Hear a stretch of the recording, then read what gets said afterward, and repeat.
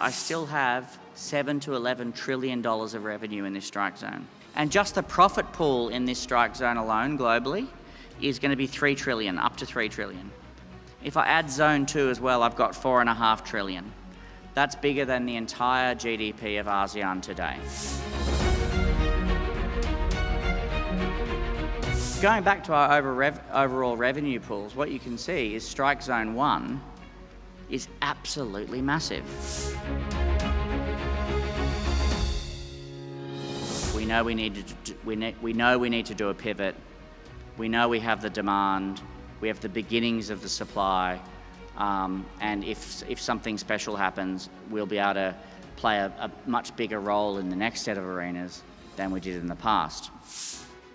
Distinguished guests, ladies and gentlemen, it's an incredible honour to be here for this very special occasion.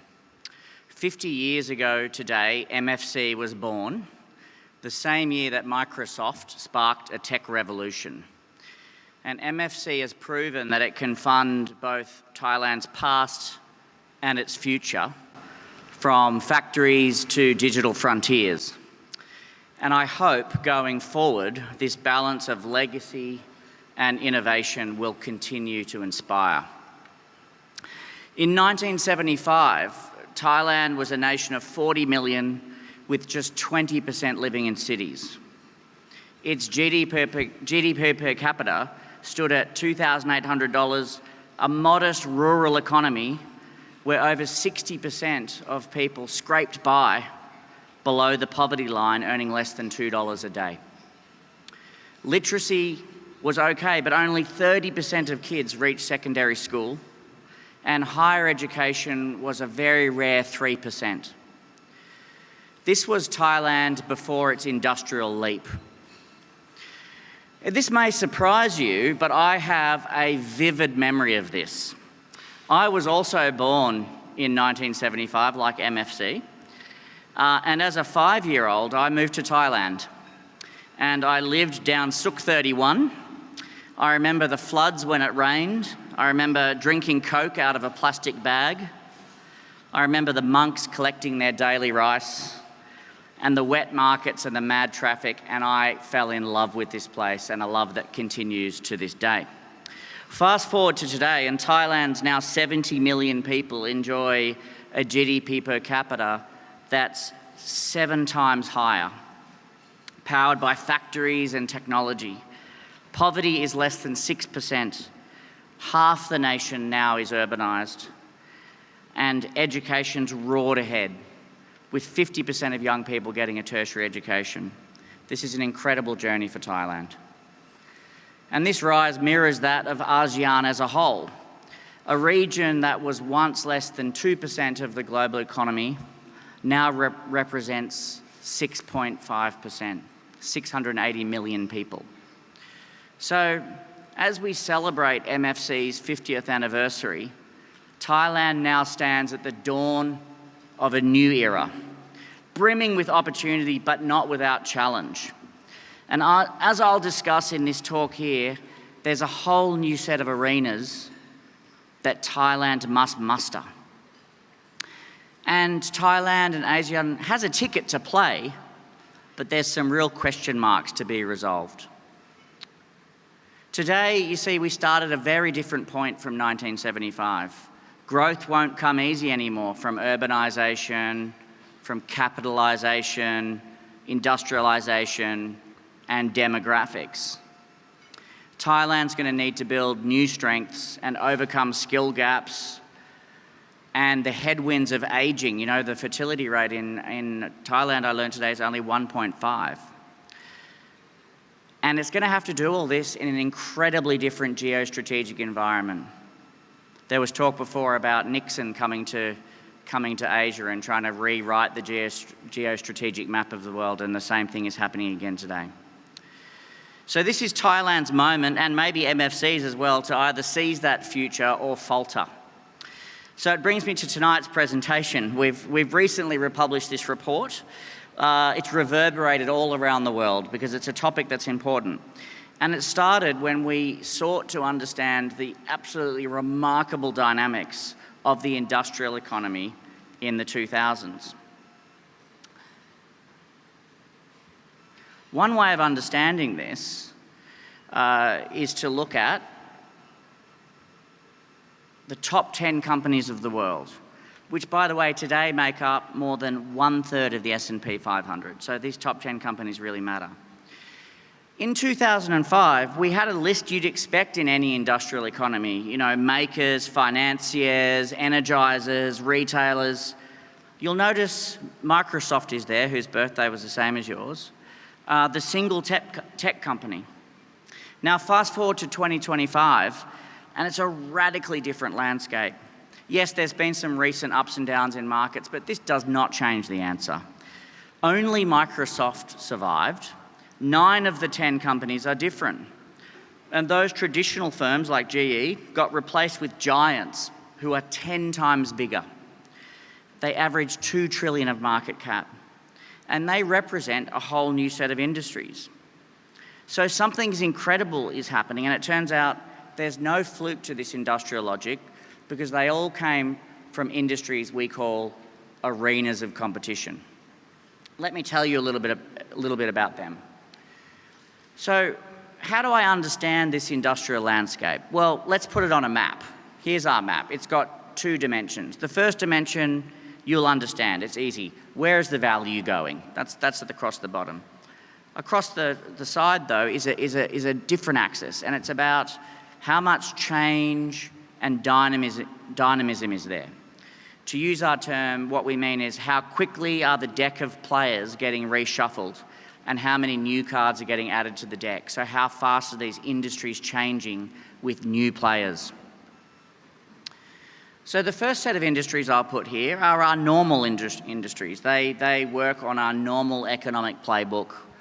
It's like banks and energy companies and manufacturers. In fact, many of the companies that are present in Thailand are in these grey zones. They took a lower share of growth, and they showed much less economic dynamism, much less change in their industries. But here's what happened over this period, though. There's a whole new set of industries that emerged. We call them arenas of competition. They played by completely different rules. They include things like software, the cloud, EVs, semiconductors, and of course, internet companies. And even though these industries were only about 10% of corporate revenues, they represented 50% of the growth in market cap. Now, these industries stood apart.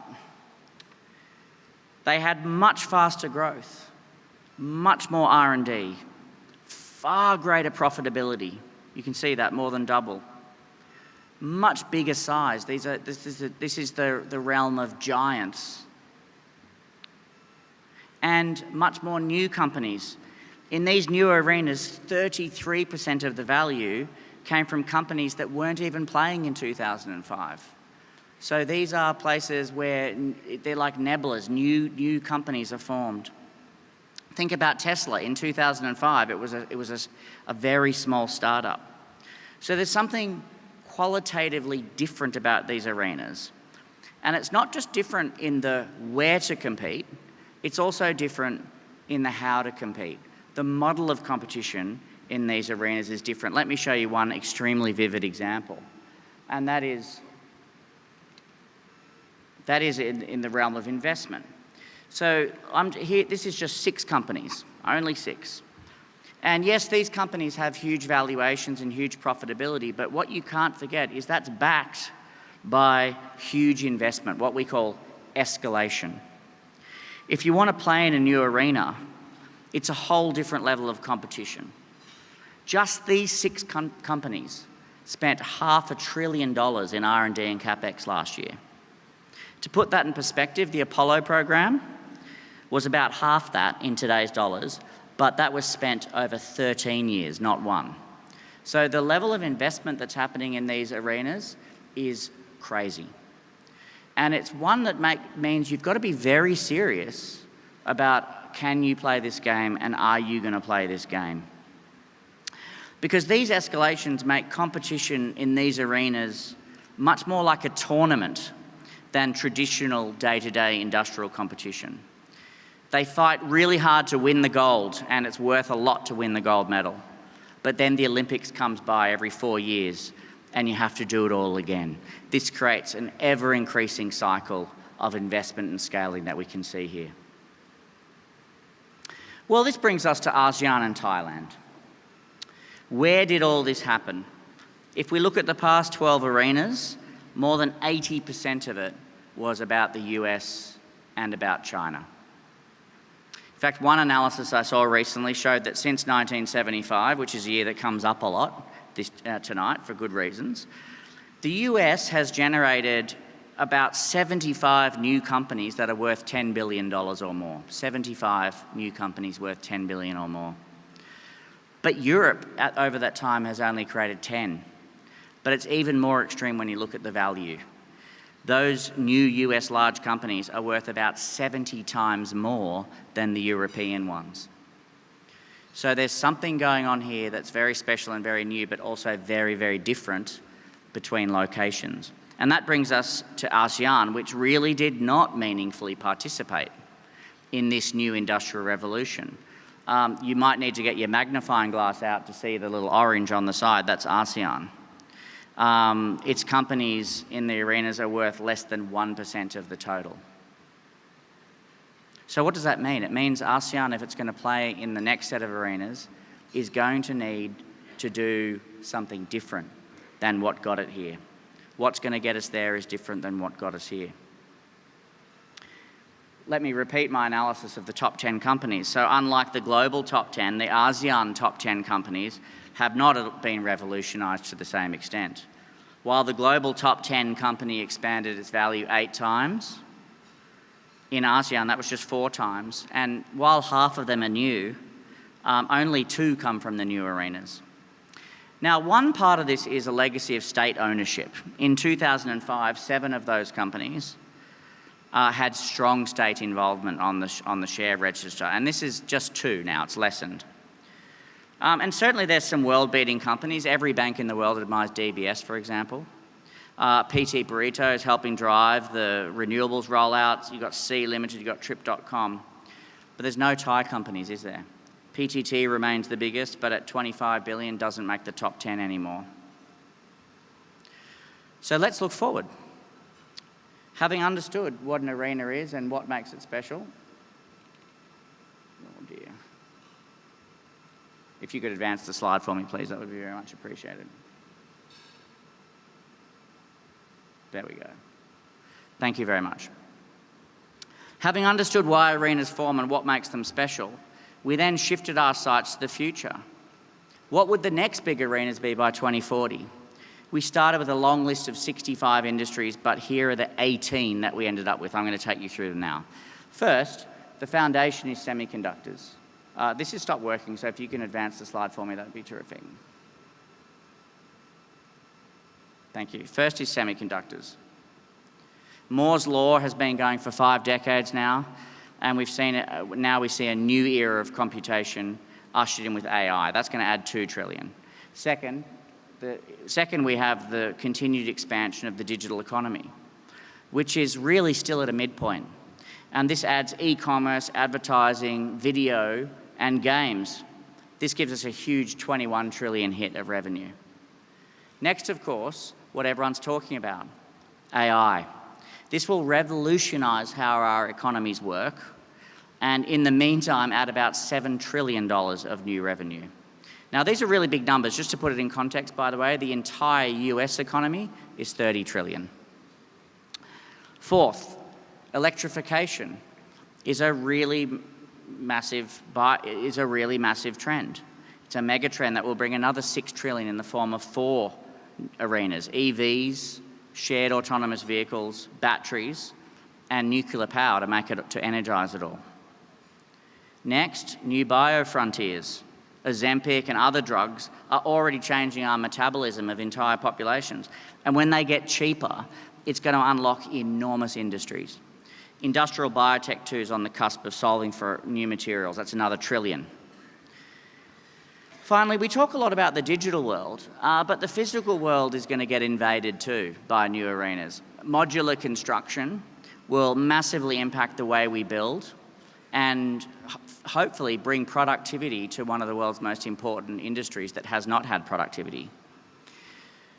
Drones, robots and spaceships are going to bring a science fiction dream into a reality. And robots in particular are again unlocked by AI, because we've seen in our own lives how AI has mastered language, but it will soon enable the level of dexterity and physical logic that allows robots to be in the real world rather than just in a factory. Add another 3 trillion. So put it all together, I've got these massive numbers. I've got 29 to 48 trillion of revenue. By the way, that translates to 2 to 6 trillion of profit after tax. This would represent 1/3 of all GDP growth over this period. And this is from a collection of industries that today amounts to only 4% of the global economy. That's the thing about arenas. A lot of the industrial action is packed into a small part of the overall economy. You have to choose where to play very wisely. Let's get to the so what for ASEAN and Thailand. There's 2 angles. First is the demand side. Huge TAM. Asia Pacific will be by far the biggest market for these new arenas, up to 21 trillion of revenue, almost twice as much as Europe. Just robotics alone could be a $600 billion market here. And this is where the action is going to be. It's where the customers are. Already, ASEAN, as I mentioned before, has 680 million people, more than double the US. So that's the demand side. What about the supply side? Well, first of all, in really important and competitive global value chains, ASEAN and Thailand have shown that they can step up to the plate. You can see Thailand got more of its market share in the automotive chain, and transitioning this is going to be important. But ASEAN in general has been an incredibly important part of these emerging global value chains. But if we look at where large company revenue is today, and here I'm talking about large companies that are based here, where you control the destiny, it does shift on the simpler side of the economy. This is a chart showing revenues of ASEAN firms of firms that are large enough to have 50 million or more of revenue. There are still arenas to play for here, like, for example, Indonesia's role in the emerging battery economy. But it tells me there's going to have to be a pivot if you're going to play in the right spaces of the future. This is where intentional investment is going to come into play. So let me try and think about this like a strategist. What are the strike zones for you in this market? So I look where you have some industrial base and existing capability first. This is what I call strike zone 1. This gives me 6 arenas that are in play for you. In zone 2, I put in industrial centres and capabilities that are adjacent, where there's some nascent capability and where you can leverage what you have today. This adds another 7. The rest I'm going to put in strike zone 3. I'm not saying they're impossible, but I'm saying they're on trajectories that are a long way away from you and moving very, very fast. So it would be unrealistic to think that you're going to catch up in a lot of these places. But going back to our overall revenue pools, what you can see is strike zone 1 is absolutely massive. So e-commerce is a big part of that, and that operates at a lower margin. But even if I take that out, I still have $7 to $11 trillion of revenue in this strike zone. And just the profit pool in this strike zone alone globally is going to be 3 trillion, up to 3 trillion. If I add zone 2 as well, I've got 4.5 trillion. That's bigger than the entire GDP of ASEAN today. So going back to the present, one thing we learned about arenas when we looked at how they form is they don't start from nothing. Back in 2005, we already had the first Tesla. Toyota had popularized the hybrid with great batteries. Amazon was already a household name. TSMC had well and truly established the foundry model. Netflix had already disrupted video rentals and was about to enter streaming. So today, if Thailand and ASEAN is going to be serious about playing in these arenas, we should see signs of it. So what do we see today? Well, let's have a look at just a few examples. EVs. Thailand is already a growing hub for EV manufacture, but it still remains a node in the network rather than a driver. That's something to think about. Batteries. Indonesia is building Asia's first gigafactory with LG and Hyundai. Semiconductor. Penang's already 5% of global semiconductor exports. Vietnam rising fast. Think about, for example, huge investments from Intel and Amkor in facilities, and Samsung's $3.3 billion R&D centre they're building. Biotech, here in this room, we've got Better Grow, we've got CP Food. They're making big moves in precision fermentation, bio-based animal feed. They're both making really big and important moves in this space. But in Singapore, Turtle Tree, Ento from Malaysia, they're working on synthetic and alternative proteins. E-commerce, ASEAN has a huge e-commerce scene, 460 million internet users. We see players like Shopee, Tokopedia and Tiki doing interesting things. Future air mobility. Malaysia's Aonic is using drones to improve farm productivity. In Singapore, Skyports operates a ship-to-shore delivery service in the port of Jurong.